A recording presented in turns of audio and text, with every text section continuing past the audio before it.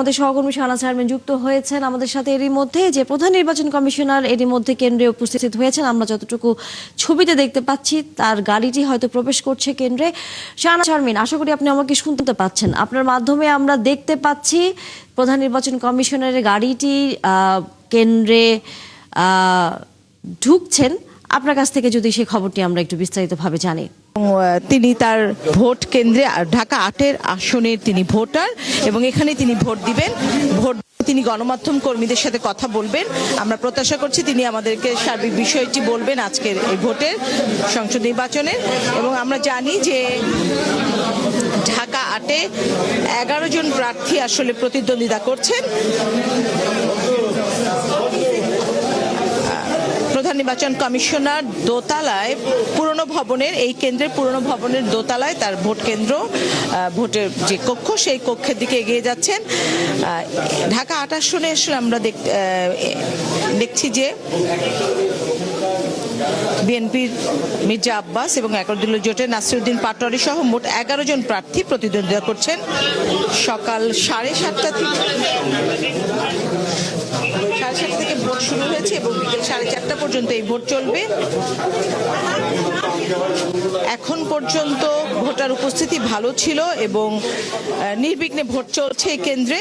এবং সকাল থেকে এই কেন্দ্রের নিরাপত্তা ব্যবস্থা আসলে একটু আলাদা করে বলার মতো, কারণ যেহেতু প্রধান নির্বাচন কমিশনার এখানে ভোট দিবেন, সুতরাং আইন শৃঙ্খলা বাহিনীর উপস্থিতি এবং অন্যান্য যেই ব্যবস্থাপত্র আমরা দেখছি সেটি নির্বিঘ্ন ছিল।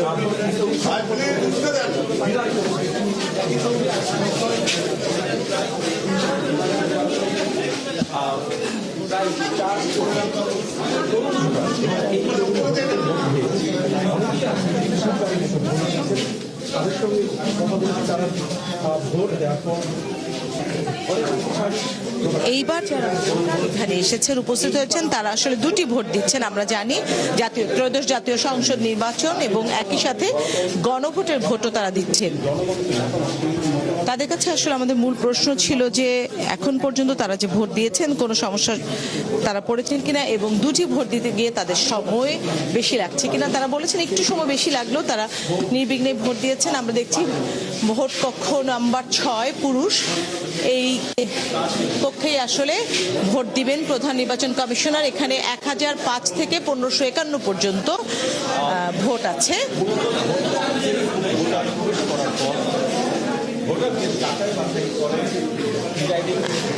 এবং প্রধান নির্বাচন কমিশনার তার ভোট কেন্দ্রে তার ভোটার নাম্বার, আপনারা দেখতে পাচ্ছেন যে ভোটার নাম্বার বলছেন এবং সেখান থেকে তিনি তার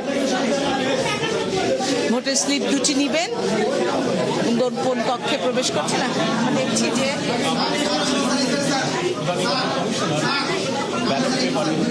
ব্যালট পেপার নিয়েছেন তিনি এবং হাতে কালির সিল দিচ্ছেন।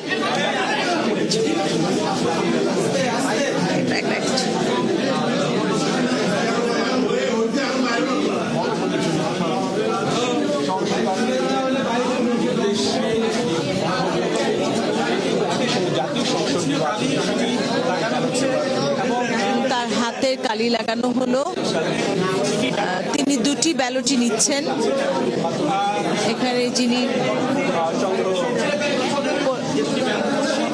পোলিং অফিসার এবং অন্যান্য যে কর্মকর্তারা আছে তাদের সাথেও তিনি একটু কথা বলেছেন।